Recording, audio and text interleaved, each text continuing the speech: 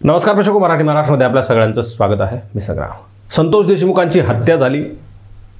त्या हत्यारांपैकी एक कृष्णा आंधळे नामक आरोपी अद्यापही फरार आहे.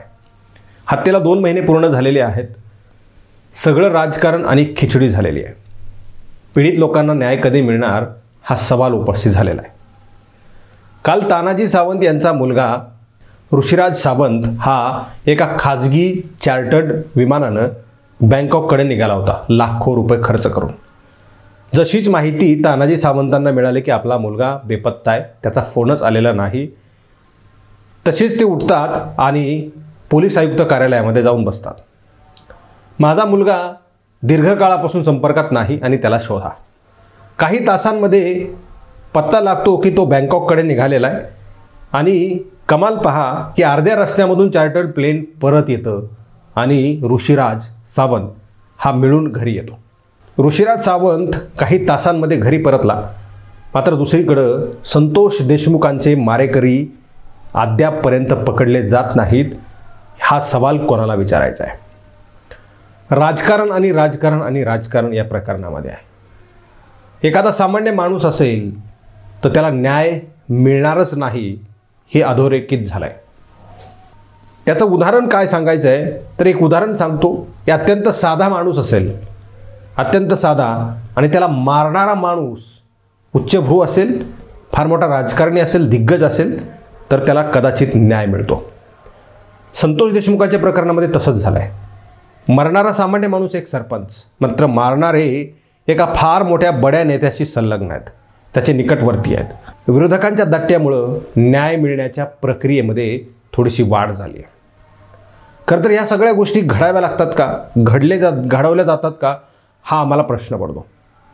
सामान्य माणसाला जर मारणारा अत्यंत सामान्य असेल तर दोघांना न्याय मिळणार नाही आहे.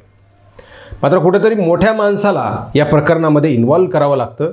तेव्हा मात्र विरोधक सत्ताधाऱ्यांना कोंडीत पकडण्यासाठी अशा प्रकारची प्रकरणं पुढे आणतात, असं स्क्रीनवर आणतात आणि त्याला कुठेतरी न्याय मिळवून देण्यासाठी आपला स्वार्थही त्यामध्ये साधतात.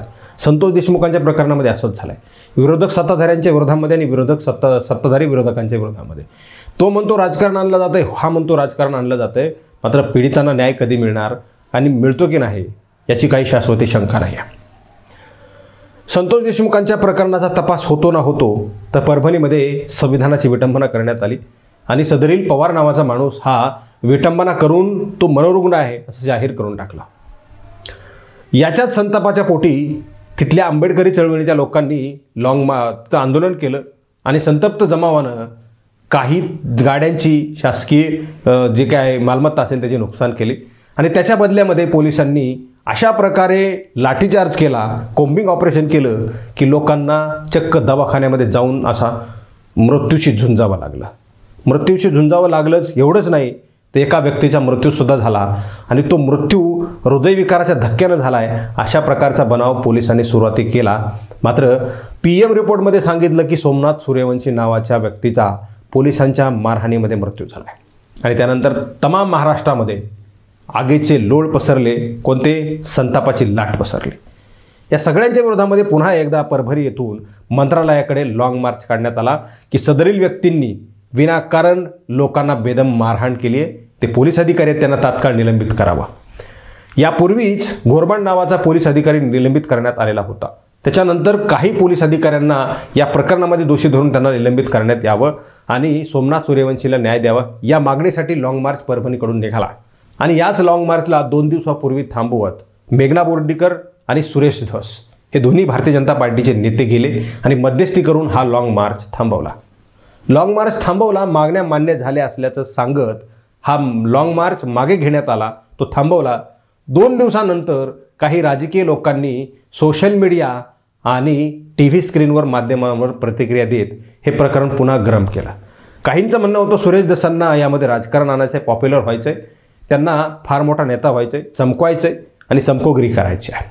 तर काही लोकांना म्हणायचं होतं की यामध्ये राजकारण आणलं जातं आहे आणि कुठेतरी कोणाला तरी हिरो व्हायचं आहे, आपली संधी साधायची आणि विरोधकांना खाली खेचायचे. अशा प्रकारच्या उलटसुलट प्रतिक्रिया आल्या. सुरेश धसांचा एक व्हिडिओ त्याच्यामध्ये व्हायरल झाला होता आणि त्यामध्ये सुरेश धस असं म्हणतात की उपस्थित म्हणजे ज्यावेळी त्या ठिकाणी लाँग मार्चला ते संबोधित करत होते, त्या ठिकाणी प्रतिक्रिया देत होते, त्यावेळेस सुरेश धसांचा एक व्हिडिओ कालपासून व्हायरल होतो, ज्यामध्ये सुरेश धस असं म्हणतात की जे कोणी पोलीस अधिकारी असतील त्यांना मोठ्या मनानं माफ करा, ही माझी वैयक्तिक विनंती आहे. आणि याचंच राजकारण केलं गेलं की सुरेश धसांनी चक्क सोमनाथ सूर्यवंशींच्या मारेकऱ्यांना माफ करा, सोडून द्या अशा प्रकारची स्टेटमेंट केलं आहे. आणि म्हणून सुरेश धसांना सोशल मीडियावर 2 दिवसांपासून ट्रोल केलं जात आहे. मुळात माझा एक सवाल आहे की जर सुरेश धसांचं तुम्हाला ऐकायचंच नव्हतं तर सुरेश धसांच्या म्हणण्यावर लाँग मार्च कुणी सांगितला थांबवायचा? कोणाच्या सांगण्यावरून हा लाँग मार्च थांबवला? त्यावेळीच तुम्हाला कोणाला कळत नव्हतं का की सुरेश धसांनी हे वक्तव्य केलेलं आहे? 2 दिवसांनीच हा व्हिडिओ बाहेर का काढला? कशासाठी काढला? राजकारण्यांना त्यांचं राजकारण शेकून घ्यायचं आहे. इकडे मात्र गोरगरीब लोकांचे, शोषित पीडितांचे बळी जात आहेत, तिकडे मात्र ह्यांना संधी साधायची असते. महाविकास आघाडीच्या विरोधात महायुती आणि महायुतीच्या विरोधात महाविकास आघाडी. कुठला एखादा, मी सुरुवातीलाच सांगितलं की कुठला एखादा व्यक्ती मरावा लागतं त्याला, तेही मोठ्या व्यक्तीच्या हातून मरावं लागतं, तेव्हा कुठेतरी न्याय मिळतो. बदलापूरच्या प्रकरणामध्ये काय झालं? अशाच प्रकारचे हे सगळे प्रकरणं आहेत मोठमोठे, आणि एकमेकांना वाचवण्यासाठी मग विरोधक असतील किंवा सत्ताधारी असतील, कुठल्या एखाद्या राजकीय पक्षाच्या जवळचा माणूस असेल ना, त्याला वाचवण्यासाठी वेगवेगळ्या पद्धतीनं ते प्रयत्न करत असतात. लाँग मार्चमध्ये कुठलाही एखादा सामान्य माणूस सोडला तर कुठलाही एखादा मोठा नेता त्या ठिकाणी गेला नाही की चला आता लाँग मार्च थेट मुंबईपर्यंत नेऊ आणि संतोष देशमुख त्याचबरोबर इकडे सोमनाथ सूर्यवंशी यांच्या मारेकऱ्यांना पकडण्यासाठी, त्यांच्यावर कारवाई करण्यासाठी मदत करू. मात्र दुसरीकडं लाँग मार्च थांबवला, कुणी थांबवला? सुरेश धस यांनी. सुरेश धस यांनी थांबवला आहे. तर महाविकास आघाडीच्या लोकांना त्यामध्ये काहीतरी चुका दिसायला लागलेल्या आहेत. महाविकास आघाडीची सुरुवातीपासून लोक म्हणतात खरे, मात्र लाँग मार्चमध्ये कुणी उपस्थित झाले नाही किंवा मग सहभागी झालेले नाही, याचं चित्र आम्हाला कुठेही पाहायला मिळालेलं नाही. मग लाँग मार्च येतोय, सामान्य लोक काढतायत, सूर्यवंशीचे लोक काढतायत, नातेवाईक काढतायत, आंबेडकरी चळवळीचे लोक काढतायत. आपण त्यांना येऊ द्या म्हणू, आपण सहभागी व्हायला नको. इकडे मात्र मंत्रालयामध्ये ते आले, मुंबईमध्ये आले की थोडंसं हळूच बाहेर निघायचं आणि तिथं झेंडा घेऊन उभा राहायचं. अशी सगळी मुंबईकरांची आणि बड्या नेत्यांची स्थिती आहे. हे सगळं असताना सुरेश धसांनी या सगळ्या गोष्टी केल्या आहेत म्हणून सुरेश धसांना ट्रोल. आता सुरेश धसांनी पक्षाची भूमिका मांडो किंवा मग त्या सरकारची भूमिका मांडो किंवा कोणाचीही मांडो, सुरेश धसांची भूमिका तुम्ही ऐकूनच का घेतली? कशासाठी लाँग मार्च मागे घेतला? कुणी घेतला? संतोष देशमुखांच्या लोकांनी घेतला की सोमनाथ सूर्यवंशीच्या लोकांनी घेतला? सुरेश धसांना मनोज जरांगेंचे सहकारी ट्रोल करतायत. कशामुळे? की सोमनाथ सूर्यवंशींची ढाल तयार करून. सोमनाथ सूर्यवंशी ढाल कशासाठी करायची आहे? की सुरेश धसांना बोलण्यासाठी संधीच नाही आहे. इकडे मनोज जरांगेंचं उपोषण सोडवलं, काहीच मिळालेलं नाही असं म्हणत सुरेश धसांना बोलायला जागाच नाही किंवा हिंमत नाही, म्हणून सोमनाथ सूर्यवंशीचा जो काही लाँग मार्च सुरू आहे तो मागे घेतला म्हणून सुरेश धसांना ट्रोल केलं जात आहे. आता त्यांनाही माझा सवाल आहे की आपलेच गद्दार, हे स्टेटमेंट, हे विधान कोणाचं होतं? मनोज जरांगेंचं.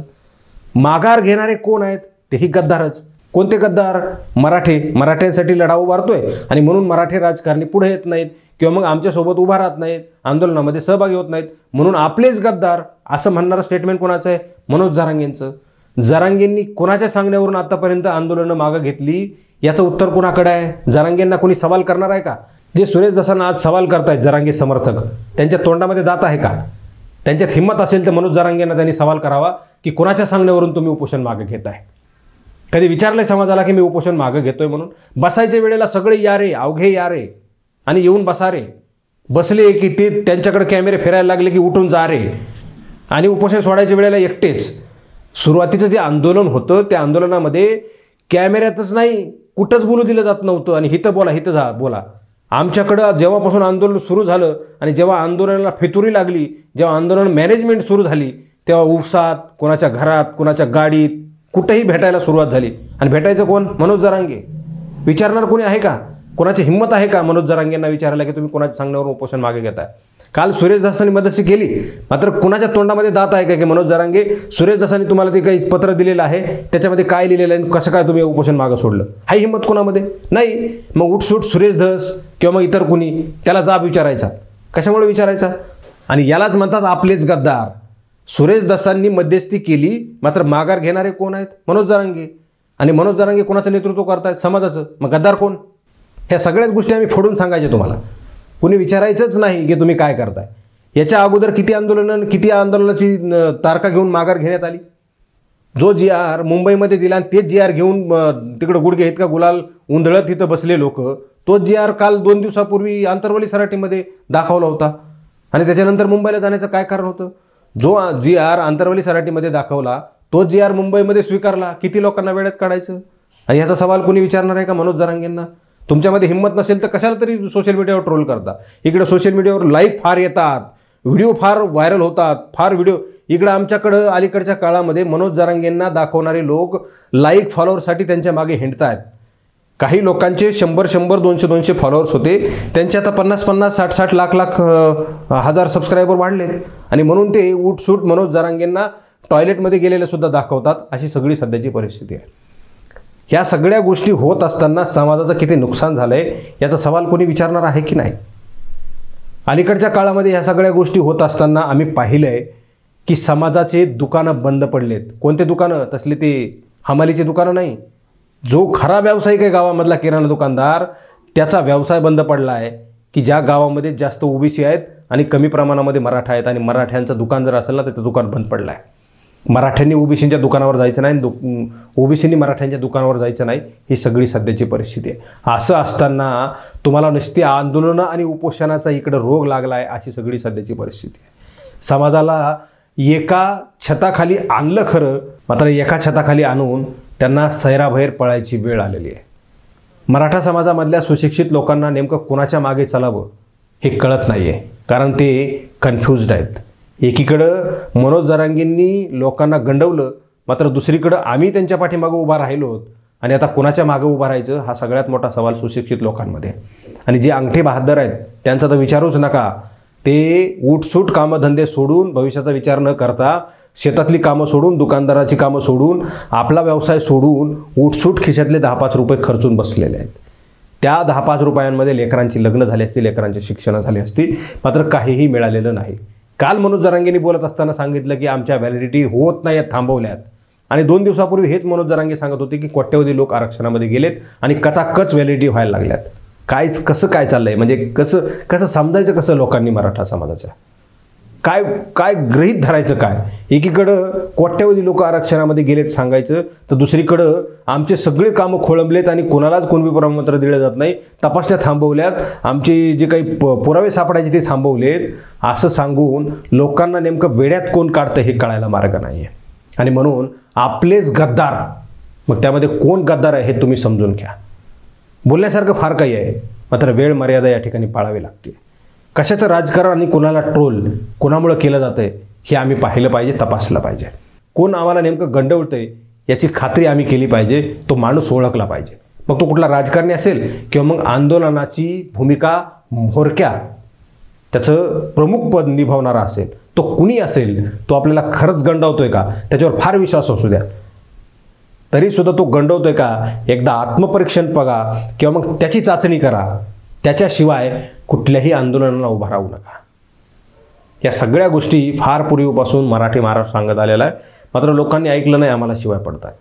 आम्हाला त्याचं काहीही दुःख वाटत नाही. आम्ही आमचं काम कायम करत राहणार आहोत. कुणी शिव्या देऊ किंवा कुणी अभिनंदन करू, एवढंच. खूप खूप धन्यवाद.